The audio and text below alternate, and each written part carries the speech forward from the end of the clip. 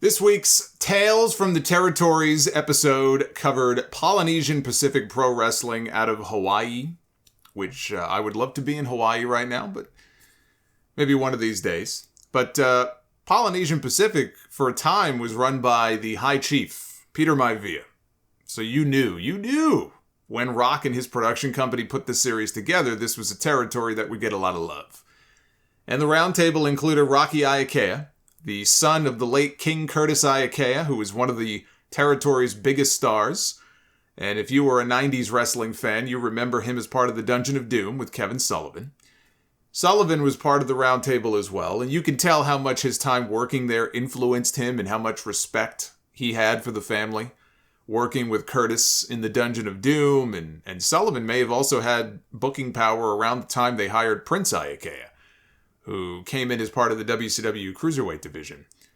Rocky Iaukea also worked as Prince Iaukea, long before Prince Iaukea was a thing in WCW, so I would guess that Sullivan is the one who may have given him that name. I have no idea if the Prince Iaukea in WCW is related in any way to the family. I don't think he is. Rounding out the table was a Lars Anderson, who was not only a big star in the territory, but helped run the promotion. And Downtown Bruno, the former Harvey Whippleman, he was on there as well. Lots of praise for the High Chief from everybody involved. They didn't get into the history of wrestling in Hawaii, but they had a fairly successful wrestling scene there long before Peter Maivia owned the promotion. And Peter Maivia only owned it for 2 years, from 1980 to 1982, when he died from cancer. And he left it to his wife, Leah Maivia, to run, which she did until it ultimately closed in 1988. They portrayed her like she was the first female promoter in wrestling, and the first one of color. That part is true. And she may have also been the first female promoter of an NWA-affiliated promotion, which they were. But she was definitely not the first female promoter in wrestling. There were a handful that came before her, one of them being Jeff Jarrett's grandmother, Christine, who he has talked about many times before. And there was another one way back in the 1930s. So that's some revisionist history there. Hawaii got a lot of big names to come in because it was a stopover for a lot of guys traveling back and forth between the US and Japan. So they had names that would pop in like Andre the Giant, Dusty Rhodes, Jerry Lawler, Ric Flair. Jerry Lawler was even the Polynesian Pro Champion for a while, back in the mid-'80s. But, Flair and Inoki and Magnum TA, tons of big names. But speaking of revisionist history, they told some stories in this show, which is what they do. They tell tales, hence why it's called Tales from the Territories. And these tales can be very entertaining. That doesn't mean they are always historically accurate. And one story they told was the famous telling of the story. And anytime I hear stories about somebody getting their eyeball gouged out, I roll mine into the back of my skull, because most of these stories are bullshit. I talked about the Mario Galento story from the Memphis episode when Jerry Jarrett says he took out his eye. Here, it was a famous story involving Peter Maivia and noted wrestling shooter Billy Robinson, who were having dinner one day at a restaurant when Billy called Peter a savage for eating with his hands. He saw him eating with his hands, and that set Maivia off. And he, as they told it, pulled out Robinson's eye and then threw him through the window of the restaurant. And this is why Billy Robinson, when you look at photos of him, has one eye that is crooked. I don't know if it's a glass eye or what, but it's like a crooked eye. That's bullshit. The real reason that Robinson had the crooked eye dates back to an accident when he was 11 years old, and he had an operation. He was working in his father's shop, a sign swung and it hit him in the eye. He came from a family of fighters. His great-grandfather was a bare-knuckles boxing champion. His father and his uncle were both boxers, so he had planned to become a boxer himself, but he couldn't get licensed to fight, which is how he ended up in pro wrestling. Yeah, but saying the big scary Samoan pulled his eye out makes for a better story. Robinson's version of events was that Peter was a good guy until he got to drinking. And when Peter picked a fight with him on their way back to the hotel that night, Peter bit him through the cheek. And when he looked down and saw all the blood, Billy got angry and he knocked him out. And his version is that Maivia was unconscious for 25 minutes. That's his version of it anyway. 25 minutes. That's a long time for somebody to be knocked out. But it happened in Japan, and they both worked shows. I mean, there's documentation that they both worked shows on the tour after that. So if this guy had his eye pulled out, I doubt that he would have been wrestling on those shows. They told a story about the havoc in Honolulu involving Neff Maivia, who is the first major pro wrestling star out of Samoa. Major star in the territory for years and years. He used to do Polynesian dances and stunts like walking on beds of nails to show how tough he was. Maivia died a few years ago, 93 years old. He was the oldest living pro wrestler in the world at the time. And in fact, that's where Peter Maivia got his name from. Maivia was not his real last name. His real last name was Anderson. So when The Rock's grandfather was wrestling overseas, I think it was in the UK, the promoter didn't think that Anderson was a good name for a Samoan. And they knew of Neff Maivia because of how big of a star he was, and so they just spelled the name a little bit differently, and Peter Maivia was born, which later, of course, led to the birth of Rocky Maivia.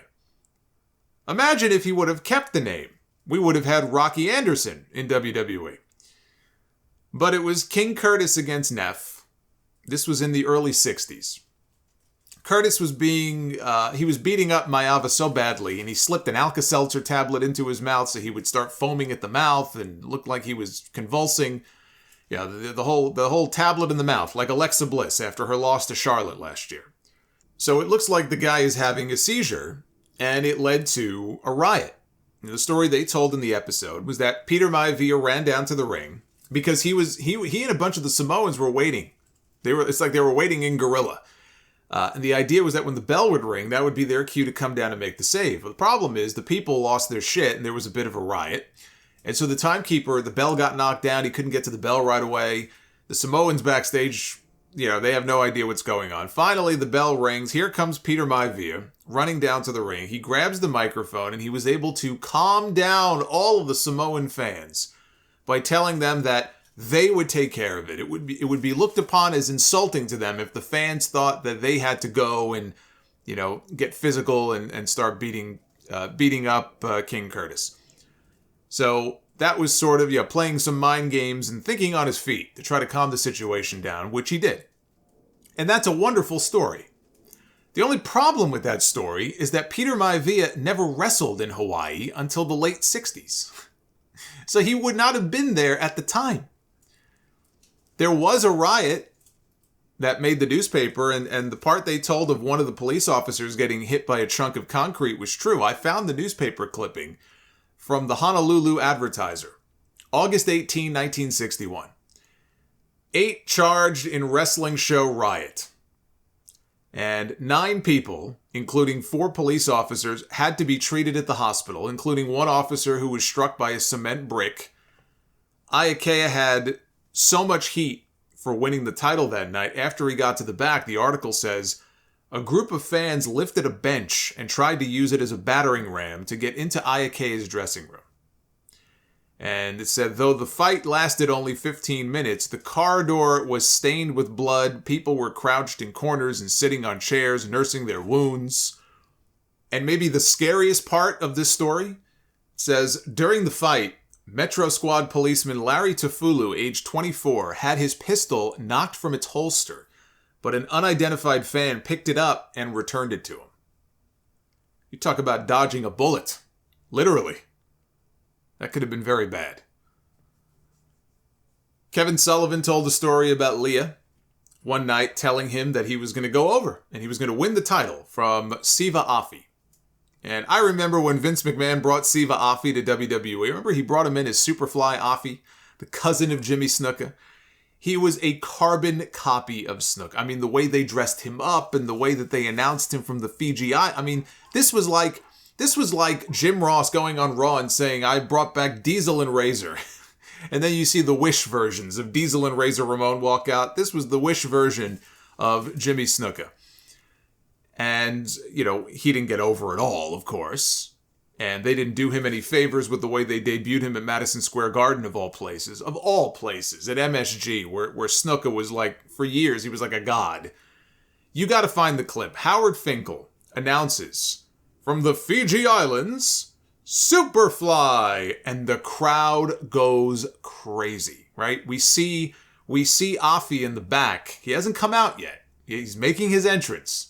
That old school Madison Square Garden entrance, right before he goes through the curtain. We can hear Finkel say, Superfly! And the reaction is so loud that the crowd does not hear him say Offi instead of Snuka.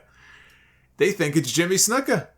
And the guy comes out and, yeah, I mean, they gave him this flaming baton, I guess, because they figured if the crowd saw it, they would be wowed by it and thought it would be cool and it would help get him over. Didn't work. I mean, you talk about a bait and switch. He had not even debuted on TV yet. So, of course, people thought it was Snuka coming out. And anyway, they did the guy dirty. He didn't have any success. He was a glorified jobber working for Vince McMahon. But he worked there. I mean, he was in WWE for about 3 years before they finally let him go.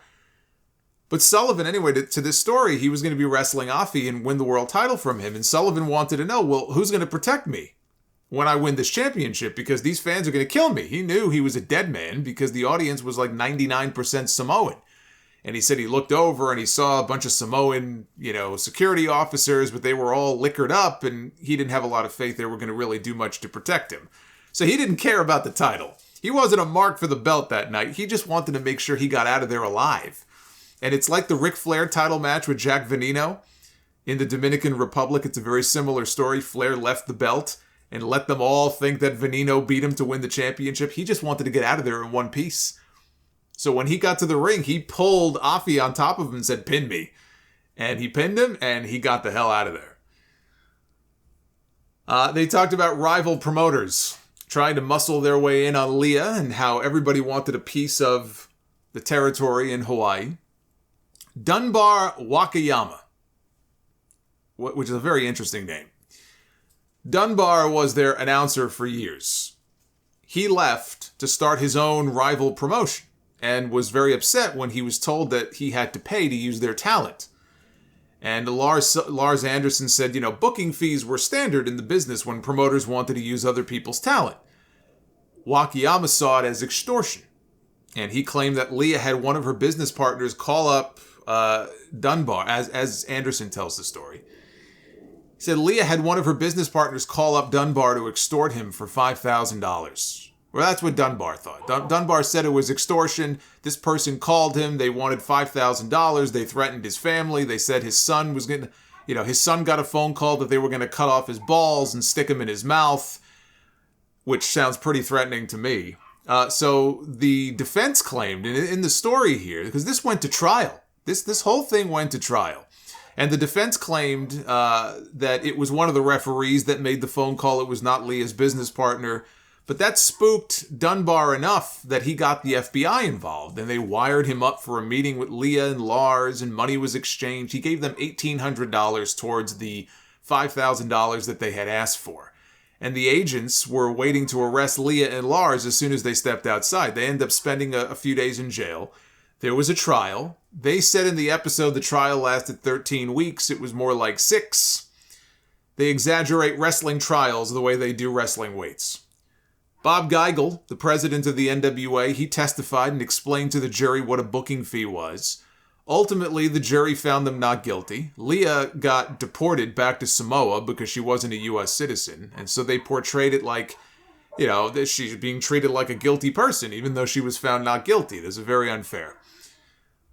So then Bruno, old downtown Bruno, he closed out the episode with a couple of stories, including Rocky Johnson asking him to look after his son Dewey while he traveled around to different territories. He even had young Dewey go live with Bruno for a while, which is why Rock is still very close with Bruno. He bought Bruno a new Ford F-150 last year. He says that he still gets text messages from Rock's mother, referring to him as her other son. And, in a different timeline, I was thinking about this. In a different timeline, Rock debuts in WWE as Rocky Anderson, managed by Harvey Whippleman. And who knows if he gets over the way he ended up getting over. So it all worked out in the end. But anyway, that was the episode. I thought it was fun. Obviously there were some inaccuracies, but that's par for the course with some of these stories. I still enjoy the banter back and forth and the whole format. And this Tuesday is Portland Wrestling, the Pacific Northwest, Piper territory. And then I think there's one episode left after that, which would be World Class and the Von Erichs. Speaking of which, MJF has signed on to play Lance Von Erich, the fake Von Erich cousin. In the Iron Claw movie that is filming right now, Zac Efron is playing Kevin Von Erich. MJF as Lance Von Erich is bizarre casting, to say the least, given anything that I have ever read about Lance Von Erich. But they did an entire Dark Side of the Ring episode on Gino Hernandez. You see that old footage of Gino in the episode, in the promos. How do you not cast MJF as Gino Hernandez in a Von Erich movie? It'd be a natural fit.